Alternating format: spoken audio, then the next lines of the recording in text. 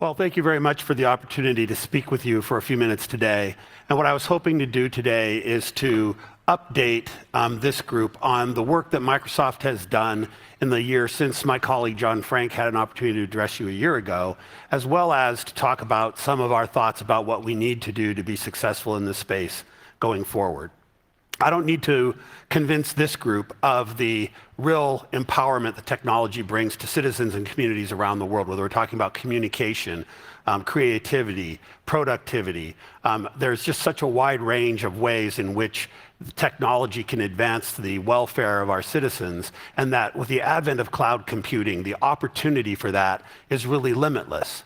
But we see and we fear that the dark side of technology can impose limitations on the ability of the world to really benefit from the opportunities of technology.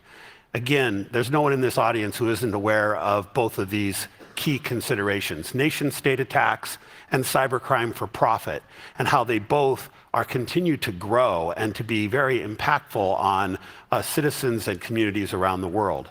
And what we've seen in the trend, especially in the last year, is that the lines between these two have continued to blur. As we've seen increasingly that there are, whether you think of them as mercenary organizations, state-controlled organizations, sometimes it's hard, especially for those of us in the private sector, to really know. But we see the same activity groups engaging in espionage activity, in nation-state sponsored attacks, but also in efforts to simply steal money and working in that way. And we see that increasingly among all of the rogue nations that are engaged in activity that we think is reprehensible. And just for a moment to talk about nation-state attacks and the evolution of those attacks, there's a couple of key lessons here. You know, starting with the early attacks like the DDoS attack on Estonia in 2007, and the Stuxnet attack, which actually showed that a nation state could reach across the border using cyber and no kinetic effort at all can influence and extend its power and authority across the geographic border to actually disable nuclear centrifuges.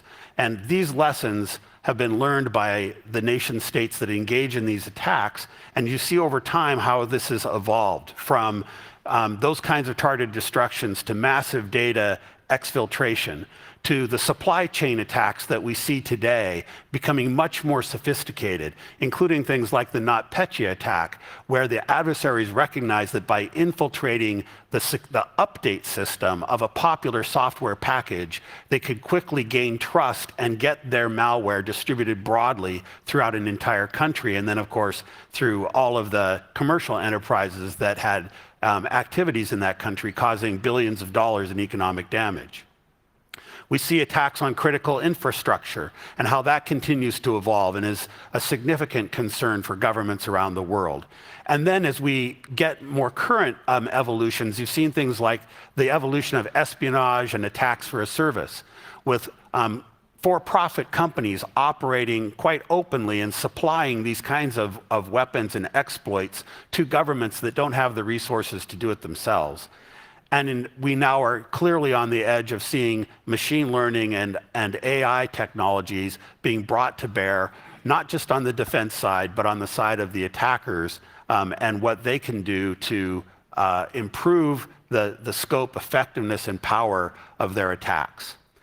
And what's significant about this, and what you see in just slightly over a decade in terms of the evolution of how nations are using cyber to engage in these attacks. And I'm not just talking about the kinds of espionage that are traditional activities of the government that we have to anticipate will continue to be traditional activities of government, but really attacks that harm citizens and enterprises in times of peace. That's something that's really unique, and I've heard many speakers talk about how that's operating under the threshold of armed conflict. But two recent developments are of interest here. One is just this month when a cyber attack against Israel resulted in a kinetic response, with Israel bombing the location from which they had identified that cyber attack by Hamas had emanated. That is a concern, I know, for governments around the world. When will cyber attacks and the influence of cyber attacks result in kinetic responses? It's to see that happening, of course, in reality, raises the visibility of that concern for us all. So what I'd like to spend my time today talking about is what is Microsoft doing, what have we done in the past year in our efforts to address these issues, to raise visibility, to encourage dialogue, and to actually encourage action to try to bring a greater sense of security to cyberspace. So one of the things we've done is we've taken action to disrupt nation-state actors. We've actually done this 3 times with legal process and once with a purely technological effort, in which we have now targeted nation-state actors operating from North Korea, from China, most recently from Iran, and probably our most intensive effort has been to wrestle with a nation-state actor from Russia, one that we call Strontium. It's also known as APT28 or Fancy Bear. But this is the group that was responsible for a lot of the efforts to influence the US presidential election in 2016. The Mueller investigation resulted in a very specific and very interesting indictment against the individuals responsible for some of this activity. But Microsoft has been engaged in a legal battle with Strontium now for a couple of years, starting in 2016, when we saw Strontium registering fake domains using our trademarks and trade names and the trade names of other technology companies as the basis for conducting the infrastructure for a lot of their attacks. And so we went to court, treated this nation-state actor like a botnet, where my team, my digital crimes unit at Microsoft, is really the world leader in disrupting and taking down for-profit cybercrime botnets. And we took the same legal approach, went to court and got orders transferring to our sinkhole this long list of domains that Strontium was using to conduct its operations. And we also constantly watch their operations, and as called out here, we saw and announced earlier this year the targeting by Strontium of organizations that seem to be associated with the democratic processes in 6 different EU countries. And we notified those targets so they were aware and could take steps to protect themselves. But the activity of Strontium is not focused just on the US, but it's focused on processes around the world. And so what we have managed to do in 12 different times going to court is we've taken down 84 domains used by Strontium, and we actually have one. We just got another order we're about to execute on to take down several more domains by Strontium. We don't pretend that this activity is going to stop what Strontium's doing. They're too well resourced. They're too much of an important part of the strategy of Russia to engage in this kind of activity. But what it does is it does add some friction. We have seen that Strontium is much less frequently using Microsoft domains as part of its domain structure for its infrastructure, which means that much less frequently our customers are deceived by Strontium into thinking that the communication they're having with those domains is really communication with us or some of the other technology companies that have given us permission to police this activity by this organization on their behalf. So we have had that impact. We've also, as a result, gotten quite a bit of data about the organization that Strontium has effectively compromised. And we've been able to advise those organizations the fact that they have been infected by Strontium so they could take action to clean their environment. But much more needs to be done. This is just our effort to say, what can we do with the relatively limited resources that we have to bring to bear to this effort to try to do some disruption and to let these actors know that we are interested in stopping their activity when they're targeting citizens and enterprises in times of peace. In addition to that activity, of course, as I think you all know, we've been very active on the public policy side, on trying to work to develop the norms and the principles that governments will live by in cyberspace. And there's some reason for progress. There's been progress in the past year and reason for hope. In addition to all of these different, or as part of all of these different efforts that have been engaged in the past year and that are going to be going forward with the 2 different UN processes in later this year and in coming years, we were particularly gratified to have the opportunity to assist the French government in its effort to develop the Paris Call for Trust and Security in Cyberspace. When we heard that the French government was making this effort, we joined with them to advocate for governments, for civil society, and for technology companies around the world to come together and endorse these principles as a step of pulling together a truly multi-stakeholder voice supporting these key principles of cybersecurity. And it's interesting, we did some work to chart out the 9 principles of the Paris Call, because each one of them is derived from a previous governmental statement of some kind about principles or norms of cybersecurity.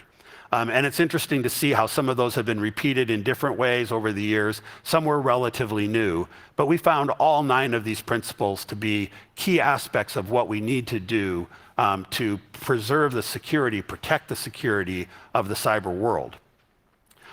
Much more needs to be done. And we are hopeful that we will find the opportunity to join together with other interested parties in a set of communities that will take each of these principles and say, what can we do with each of these principles? What needs to be done to move them forward into international law? What needs to be done so that we can actually have deterrence for those who seek to violate these principles? There's much that needs to be done to make more of the Paris Call and not let it just stop with this endorsement. But the endorsement itself is very important. 65 countries have signed the Paris Call principles, but over 550 different entities between civil society, the technology industry, and governments have signed the Paris Call, the largest multi-stakeholder statement of cybersecurity principles ever. We need to take that momentum and use it to develop more in terms of what we can do to take those principles and make them real and make them effective and not just a statement. And so we're committed to working with other interested parties in developing these communities to continue the discussion and move forward. Because as you could see from that evolution of cyber attacks, the one thing that we know for sure is our adversaries are not spending their time at important conferences like this CyCon conference. They're not spending their time wordsmithing the precise words to be used in stating a norm. They're not spending their time thinking about how do we transfer those norms into effective international law, and how do we then move from international law to actual deterrence. They are simply taking action, and they're evolving quickly, and they're moving quickly. And so as a community, we need to increase the pace of our activity, increase our resolve to combat those adversaries by moving in the appropriate ways, in the ways that we are, with thoughtful discussion, but we need to move forward more quickly into deterrence. And that's why we support the United States Defend Forward effort that it's engaged in with, as we understand it, many allies, because we think that we do need to find a way to create deterrence so that the nation states who today operate with really no consequence whatsoever begin to recognize that misbehavior in cyberspace isn't free, and there's not freedom of action. But with all of this work that we've done and the work we've done to support the Paris Call, the work that we do at Microsoft to work with governments around the world on how we can strengthen cybersecurity, we also recognize that the first responsibility lies with industry. As a domain of conflict, cyberspace is unique. And we heard this from a couple of the keynotes yesterday, because it is the creation of private industry. It is maintained by private industry, and it's evolved by private industry. And that means we also have the responsibility to ensure, to the best of our ability, the security of cyberspace. And so one of the things that we thought we should do, and you heard about this last year, was try to bring together the technology community to endorse core principles of cybersecurity. Because somewhat surprisingly, you did not see the industry itself coming together to agree on core principles. So we established the Cybersecurity Tech Accord. And the Tech Accord, we just asked technology companies to stand up for 4 key principles. First, that we would do what we could with our engineering and our process to protect our users and customers everywhere. Secondly, that we would not support in any way government efforts to develop weapons or launch weapons that target innocent civilians and enterprises in times of peace. Third, that we would work with our customers and governments around the world to increase cybersecurity resiliency. And finally, that we would work together for how we could respond to cyber attacks more quickly and more effectively. And we started with just over 30 signatories to the Tech Accord when it was launched a year ago. And I think John Frank mentioned this at his speech. But today, we have over 106 companies from around the world, from 21 countries, that have endorsed the Tech Accord. And I'm pleased to say, given the leadership of Estonia in the cybersecurity space, that one of the signatories is Guardtime, one of the companies based here in Estonia. But not only do we have 106 signatories, and the number continues to grow as the technology industry recognizes the importance of these 4 key principles, but I'm very gratified to see that that organization has moved beyond something that Microsoft originally inspired to an organization that is acting very much on its own behalf to address key issues of cybersecurity policy and to endorse those that we as a community, a tech community, a global tech community, think should be adopted and expanded globally. And we also are working on what we can do as a technology industry. So for example, right now there's an effort within the Tech Accord to make sure that we all have endorsed our processes for coordinated vulnerability disclosure. So these companies, increasingly, as I meet with governments in North America, South America, Europe, and Asia, I find that governments increasingly are pleased to see that we have now a voice for the technology community on cybersecurity that they can turn to ask and query what does not just a single technology company, but the global technology industry think about these cybersecurity principles. There's one other thing that I want to address in the time I've got remaining, which is the Defending Democracy program. This is a program that my team launched a year ago and that I am really excited about. It was inspired, of course, by the activity we saw of our adversaries attacking democratic principles, and not just in the US, but in France, right after the 2016 election, we saw activity. And in many other countries around the world, we've seen efforts to actually disrupt the democratic process. And I think it's less important to our adversaries that they actually favor a candidate or another candidate. It's more a part of their strategy to simply erode the confidence of the citizens in the democratic process itself, and to create conflict on key issues in the countries where democracy prevails. And we've seen them be incredibly effective with their disinformation campaigns and their other efforts to influence the vote. And we've learned more and more over the last few years about how close the Russian adversaries in particular came to actually impacting the vote in the United States in their efforts to hack the voting systems of the US. So we created the Defending Democracy program focused on these 3 core pillars. What can we do? What can Microsoft do uniquely and bring to the community, to the democracies of the world, to support election integrity, the security of the campaigns themselves, and to combat disinformation? And we started with this thing we called Account Guard.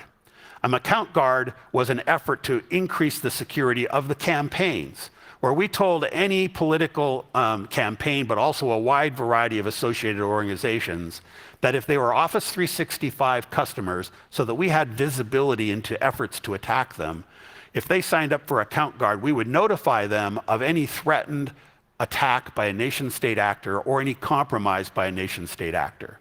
And in addition to that, we would conduct cybersecurity seminars, we would help the campaigns understand how to operate in a secure way, and we would help them in the event that they were compromised as to how to solve their problem and continue on securely.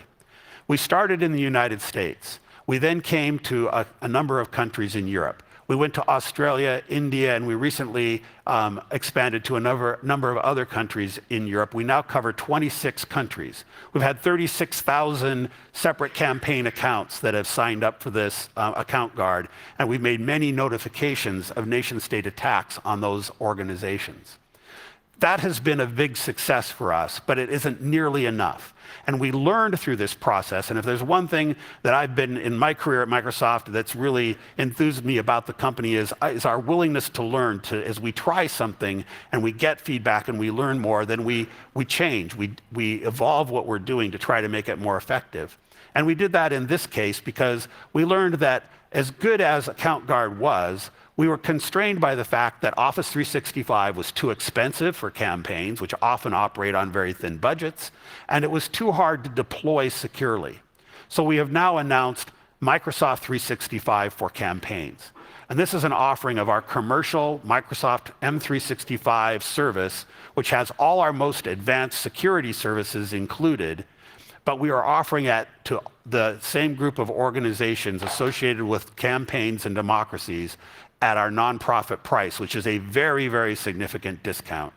And it's coming pre-configured with wizards that enable even unsophisticated IT staff for campaigns to easily deploy M365 in a highly secure way for the campaign process. And so that's our next step to trying to help protect the campaign process itself. And that's being launched now this summer, initially in the United States, but again, we expect to make it available in many other democracies around the world. And while I'm excited by that, because I think it will help us help protect campaigns, we've spent the last year working on a project that we just announced to really protect the vote itself, a program that we call Election Guard. And Election Guard is an open source, free software development kit that we're going to make available as a project on GitHub for everyone to help us evolve it, to improve it, to make it more effective. But what Election Guard is a software development kit that enables the application of sophisticated technology to provide a verifiable encrypted vote, so that the voter goes to the polling place and votes, and their vote is encrypted, and that encryption is maintained, the vote gets counted, the voter gets a receipt that they can then use to go online and check and see that their vote was properly counted and was not tampered with. But more importantly than that, the SDK enables voting officials, voting watchdogs, journalists, or other interested parties to build their own verifier app based on the SDK so that they can look to see that the vote was properly counted and not tampered with. Now, the combination of encryption and the other security features we're building into the SDK should make it very hard for an adversary to hack the system. But we know that very hard and absolute are two different things. We don't pretend that it's not hackable. But what we are certain of is that if there's an effort to tamper with the vote or the vote count, using Election Guard, that effort will be visible and known to the election officials. And in the way that we are proposing it, there would be paper ballot backup that could be used. You could do a risk limiting audit, which is supported by the SDK, or just actually count paper ballots to ensure the integrity of the vote. We're going to be making this available, as I said, as an open source free effort this summer. And this summer we will also be creating and providing for public inspection a demonstration prototype of the kind of very simple voting machine that can be created from off-the-shelf inexpensive components to enable this to occur so that it's less expensive for voting officials, it's much, much more secure, and it's also more accessible because we can use this with accessibility components so that people who are challenged by using paper ballots today will have the ability to vote and then confirm the accuracy of their vote. I'm sorry, just very quickly, a video on this topic. That suggested that a majority of the country did not have confidence that, in fact, votes would be counted and counted accurately. Voter participation is about confidence in the vote and to be able to cast your vote and know that it was being counted properly. The Election Guard technology starts with our software development kit. The voter's vote remains encrypted throughout the process. In addition to printing your ballot, it prints a ballot tracker that has on it a cryptographic code. Any interested party can take our open source technology and look at the vote as a whole and verify that it was properly accounted. There's so much passion around these issues, and watching that come together to actually improve our security, it's extraordinary. So I'm out of time, but with all of this work that we've done and that all of you in this room have done, looking to the future, we, Microsoft, remain committed to our efforts to advance the cause of cybersecurity, defining the right public policy, the right rules of law to apply, the right ways of having a consensus across the cybersecurity community as to what rules of government should apply and how we can deter the rogue nations that insist on violating those rules. We will continue to apply our technology and our advocacy to these goals.